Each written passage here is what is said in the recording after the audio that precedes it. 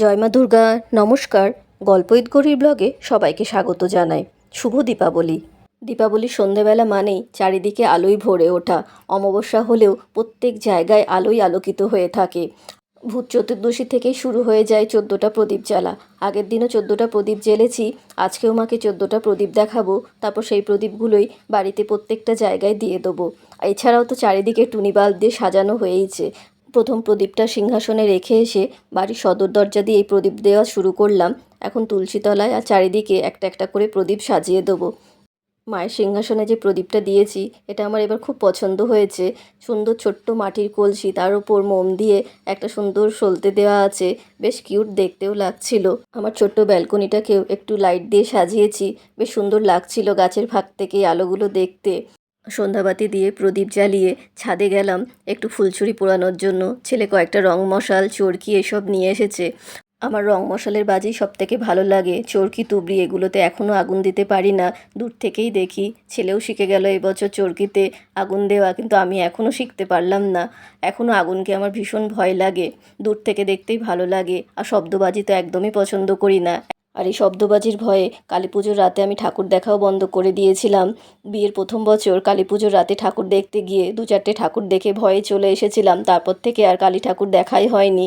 অনেক বছর পর এবার কালী ঠাকুর দেখতে বেরিয়েছি। কল্যাণীতে এবছর খুব ভালো ভালো কালী পুজো হয়েছে। প্রথমেই গেলাম একটা কিউট মা কালীকে দেখতে। আসানসোলে কিউট দুর্গা হয়েছিল, সেটা দেখতে যেতে পারিনি, তাই কিউট মা কালীটাকে দেখেই মন ভরে গেল। আর এই পুজো প্যান্ডেলের থিমটাও খুব সুন্দর, জোড়াসাঁকো ঠাকুরবাড়ির অনুকরণে। এই যে কিউট মা কালী আর তার পাশে কিউট শিব, দুজনকে দেখেই মনে হচ্ছে গালগুলো ধরে একটু টিপে দিই। কি মিষ্টি দেখতে লাগছে, সত্যি কিউট কিউট দেখতে দুজনে। আর তাদের পাশে যে ডাকিনী যোগিনীরাও আছে, তারাও কিন্তু ভীষণ কিউট, তাদেরকে দেখতেও বেশ ভালো লাগছে। এত কিউট ডাকিনী যোগিনী কোনো বছর দেখিনি। আর এই ছোট্ট শিবটাকে দেখে সত্যিই মনে হচ্ছে যেন একবার কোলে নিয়ে নিই, গোপালের মতো দেখতে লাগছিল। আর এই যে বাইরে থেকে প্যান্ডেলটা এটা বি ব্লকে আছে, পেঙ্গুইন পার্ক। প্রতি বছরই এখানে কালী পুজো খুব ভালো হয়, আমি ছবিতেই দেখি। এবছর এসে দেখলাম যেমন প্যান্ডেল সাজানো হয়েছে তেমনি সুন্দরভাবে আলো দিয়েও পুরো রাস্তাটাই সাজানো হয়েছে।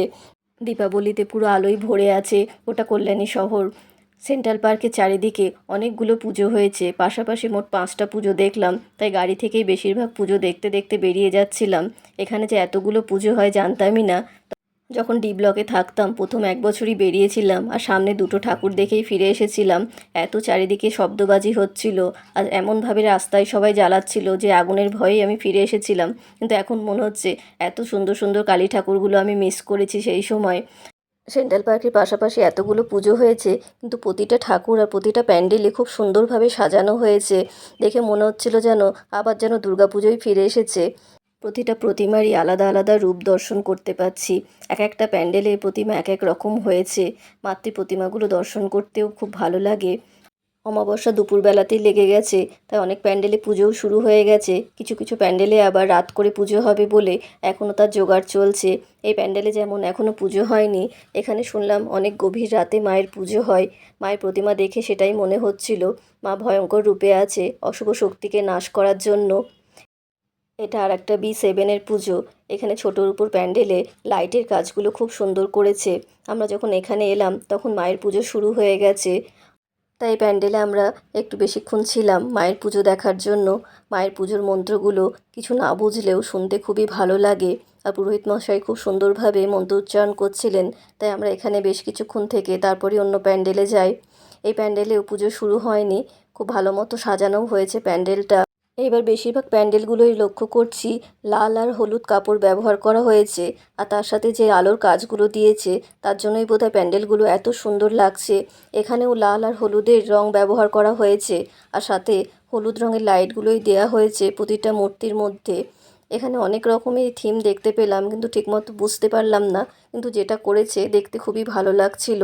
পুরো প্যান্ডেলটা ভালো করে ঘুরি, তারপর এখান থেকে গেলাম সীমান্তের এই পুজোটা বহু পুরনো। এবছর আমি প্রথম দেখতে এলাম, কিন্তু দেখতে এসেই একটা বেশ ভালো ঘটনা ঘটলো। এখানে এসে শুনলাম যে মীনাক্ষী শেষাদ্রি আসছেন, উনি উদ্বোধন করবেন। বহু পুরনো শিল্পী, আমরা ছোটোবেলায় ওনার অনেক সিনেমা দেখেছি, তাই ভাবলাম এত কাছ থেকে যখন দেখার সুযোগ হচ্ছে ওনাকে একবার দেখে যাই। বহু বই তিনি করেছেন, বহু বই।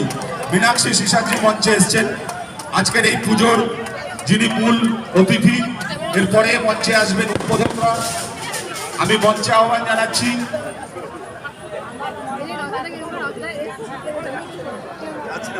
অনেক ছোটোবেলায় ওনার সিনেমা দেখেছি, উনি প্রচুর সিনেমা করেছেন, তার মধ্যে দামিনী সিনেমাটাই বেশি চর্চিত, আর সেই সিনেমার গানগুলোও খুব ভালো।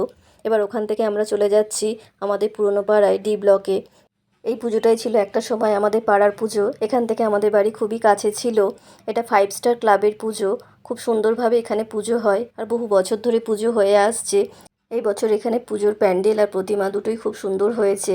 আগে ছোট করে একটা পুজো হতো, কিন্তু আস্তে আস্তে মায়ের কৃপায় বেশ সুন্দরভাবে প্যান্ডেল আর প্রতিমাও সাজানো হচ্ছে। প্রতি বছরই যেন এইভাবেই আমাদের পাড়ার পুজোটা শ্রীবৃদ্ধি হোক। আর একটা ঠাকুর দেখতে চলে যাই, যদিও এবার আমার গুলিয়ে যাচ্ছে কোথায় যাচ্ছি। সেই দিন রাতে অনেকগুলোই ঠাকুর দেখে বেরিয়েছিলাম, আর চারিদিকে লাইট দিয়ে এমনভাবে সাজানো হয়েছে যে রাস্তাগুলো আর চিনতেও পারছি না। প্রতিমাটা দেখে চিনতে পারলাম এটা A7-এর পুজো। এখানেও খুব বড় করে পুজো হয়, প্যান্ডেলও যেরকম সুন্দর সাজানো হয় সেই রকম মায়ের মূর্তিও সাজানো হয়। আর এখানে অনেক দিন ধরে অনুষ্ঠান চলে, নানান রকম প্রতিযোগিতা হয়। এখানে আমার ছেলের একটা বন্ধুর বাড়ি, ওর মার কাছ থেকে শুনেছি এখানে এক বছর 50টা ঢাকি একসাথে ঢাক বাজিয়েছিল, খুব বড় করে সেই বছর পালন করা হয়েছিল। কিন্তু আমি ওই বাজি পটকার ভয়ে আসতাম না, কিন্তু এবছর এসে দেখলাম খুব সুন্দরভাবে এবছরও সাজানো হয়েছে। অবশ্য প্রতি বছর ওই ছবিতেই দেখে নিতাম এই যে প্যান্ডেলটা, ঠিক মনে হচ্ছে না দুর্গাপুজোর প্যান্ডেলের মতোই, খুব ভালো মতো পুজোটা হয় এখানে। আবারও এখান থেকে যাচ্ছি আর একটা ঠাকুর দেখতে। এখন বোধহয় আবার বি ব্লকে ঢুকে গেছি, এটা ঠিক কোন জায়গার পুজো আর মনে পড়ছে না, কিন্তু প্যান্ডেলটা খুব সুন্দর সাজানো হয়েছে সেটা বোঝাই যাচ্ছে। ওপরের চূড়া থেকেও লাইটগুলো বেশ ভালোই লাগছে, পুরো প্যান্ডেলটা জুড়েই যেন আলোর খেলা চলছে। এখানে মাকে দেখে বেশ ভালো লাগলো, মায়ের সাথে আবার গণেশ, কার্তিক, লক্ষ্মী, সরস্বতী সবাই চলে এসেছে। আমার ছেলে বলছে আবার পড়া কামাই করবে বলে ওরা চলে এসেছে, মা একা কেন আসবে, আবার তার ছেলে মেয়েকেও নিয়ে এসেছে। কিন্তু যাই হোক, মামার বাড়িতে তারা ঘুরতে এসেছে, প্রতি বছরই যেন মায়ের সাথে আবারও আসে। এটাই ছিল আমাদের কল্যাণীতে কালী পুজোর রাতে শেষ ঠাকুর দেখা, এটা দেখেই এখন বাড়ি ফিরে যাচ্ছি।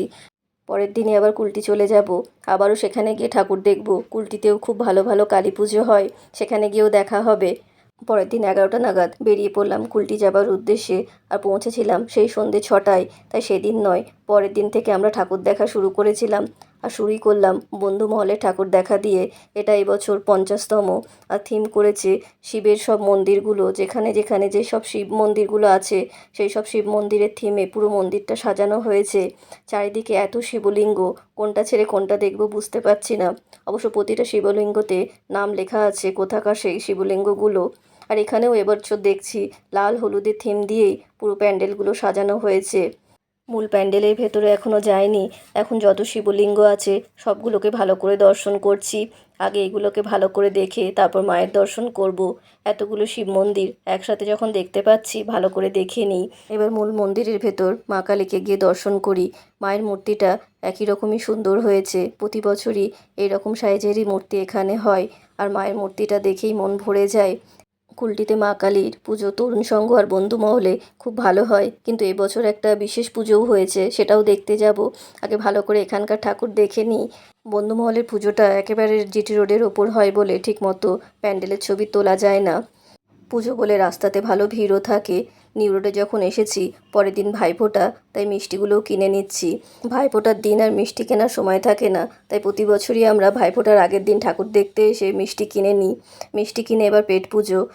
এবার যখন কুলটি মেলায় ঘুরছিলাম পাপড়ি চাট খেতে পারিনি, সেদিনকে লক্ষ্মী পুজো ছিল বলে, তাই ভেবেই রেখেছিলাম কালী পুজোয় যখন যাব এই পাপড়ি চাটটা আগে খাবো। এটা আমার ভীষণ প্রিয় একটা খাবার। নিউ রোডে একটা ফাস্টফুড সেন্টার ছিল 5 ফোড়ন, সেখানে খুব ভালো ফিশ কবিরাজি পাওয়া যায় শুনেছিলাম, তাই বাবা ছেলে সেটা একটা খেলো। তারপরে আবার আসি আমরা আর একটা ঠাকুর দেখতে, নিউ রোডের আর একটা মা কালীকে দর্শন করতে আসি। আর এখানে থানামোড় মাঠে এবার বড় মেলা বসেছে, যেটা বন্ধুমহলের 50তম বছর উপলক্ষে বসেছে। এখানে একটা ছোট সার্কাসও এসেছিল, আর মেলার প্রাঙ্গণ সেই একই রকম, নাগরদোলা, চরকি, হরেক মাল, আর তার সাথে ছিল পানেরও দোকান। আর অনেক দিন পর এই পানের দোকানটা দেখে দাঁড়িয়ে পড়লাম, বরফের উপর পান সাজিয়ে বিক্রি করছিল, তাই ওখান থেকে আমরা 3জনে পান খাই, আর তারপরেই চলে যাই আমাদের গান্ধী ময়দানে ঠাকুর দেখতে। এই বছর কালী পুজো উপলক্ষে কুলটিতে দুটো মেলা বসেছে, এই একটা থানা মোড়ে আর একটা গান্ধী মাঠে। গান্ধী মাঠের ঠাকুরটাই দেখতে যাচ্ছি। এই বছর এটা ফেসবুকে খুব এসেছিল যে এখানে একটা 85 ফুটের মা কালী হচ্ছে, তাই সেটা দেখারই বেশি ইচ্ছে ছিল। এখানে মূল মায়ের পুজো হয়েছে। এখানে পুজোটা বেশি বছরের হয়নি। আর এই যে 85 ফুটের মা কালী, যদিও সেরকম দেখে মনে হচ্ছে না, এটা মনে হয়েছে মায়ের অবয়ব না করে যদি কোনো কার্টুন ক্যারেক্টার বা কিছু অন্য কিছু করতো তাহলেই ভালো লাগতো। লাইটের জন্য একরকম লাগছে, দিনের বেলায় মায়ের মুখগুলো পুরো বাঁকা বলেই মনে হচ্ছিল, খুব একটা ভালো লাগলো না। কিন্তু যেটা চেষ্টা করেছে, সামনেবার যেন আরও ভালো করে কিছু করে দেখানোর চেষ্টা করে, চেষ্টাটাই মানুষের বড়, সেটার জন্যই সবাইকেই ধন্যবাদ জানানো উচিত। কিন্তু জিনিসটা আর একটু ভালো করলে ভালো লাগতো। উল্টিতে অনেকেই এটা নিয়ে একটু মনক্ষুণ্ণ হয়েছে। আমরা অনেকেই আশা করেছিলাম, কিন্তু সেটা হলো না। কিন্তু যাই হোক, হয়তো সামনে বছর এর থেকেও ভালো কিছু এখানে করতে পারবে, সেই আশাই রাখি। এখন আমরা যাচ্ছি তরুণ সঙ্গে ঠাকুর দেখতে। এই ঠাকুরটা প্রতি বছরই ভালো হয়। এখানে আগে খুব সুন্দর একটা লাইট শো হতো, এখন আর সেটা হয় না। কিন্তু যে প্যান্ডেল আর মূর্তি করা হয় সেটা খুব সুন্দর হয়। এবছরের প্যান্ডেলের থিম ছিল জন্মদাত্রী মা, আর সেটা খুব সুন্দরভাবে তারা ফুটিয়েও তুলেছে। প্যান্ডেলে আলোর কাজগুলোও বেশ সুন্দর দেখাচ্ছিল। আর পুরো প্যান্ডেলটা জুড়েই থিমের সমস্ত কিছু বিরাজ করছে। বাইরে থেকে দেখেও যতটা সুন্দর লাগছে, ভেতরে গিয়ে মায়ের প্রতিমা দর্শন করেও সেই রকমই ভালো লাগলো। এখানেও মায়ের প্রতিমা একই রকম হয়, আর মায়ের প্রতিমাকে দেখলেই একটা ভক্তি আসে। কোন ছোটোবেলা থেকে এই তরুণ সঙ্গের মাকে দর্শন করতে আসি, আর একই রকম প্রতিমাই যেন প্রতি বছর দেখতে পাই। প্যান্ডেলের বৈচিত্র্য থাকলেও মায়ের প্রতিমা ঠিক একই থাকে। এই সুন্দর প্রতিমা আর প্যান্ডেলের জন্য তরুণ সংঘ ক্লাব প্রতি বছরই নানান পুরস্কারে পুরস্কৃত হয়, সেগুলোই সাজিয়ে রেখেছে। এই প্যান্ডেল যে কত ভালো হয় সেটাই পুরস্কারগুলোই প্রমাণ দেয়। এই ঠাকুর দেখে বাড়ি ফিরে গেলাম মা রক্ষাকালীকে প্রণাম করে। পরের দিনই ভাইফোঁটা। এই ভাইফোঁটা হয়ে গেলেই মনে হয় যেন সমস্ত পুজো শেষ হলো, আবারও আমরা একটা বছর অপেক্ষা করে থাকবো কবে দুর্গা পুজো আসবে তার জন্য প্ল্যানিং করা। এবছর শুরুটা আমাদের অনেকটাই খারাপ গেছে, ভগবানের কাছে তাই প্রার্থনা করি আর কটা মাস আছে সবাই যেন আমরা খুব ভালো মতো শান্তিপূর্ণ থাকতে পারি, আর একটা বছর পর আবার যেন সবাই যে যেখানে আছি আনন্দ করতে পারি। আপনাদের কেমন লাগলো এই ব্লগটা অবশ্যই জানাবেন। ভালো লাগলে একটা লাইক শেয়ার কমেন্ট করবেন, আর সবাই খুব ভালো থাকবেন।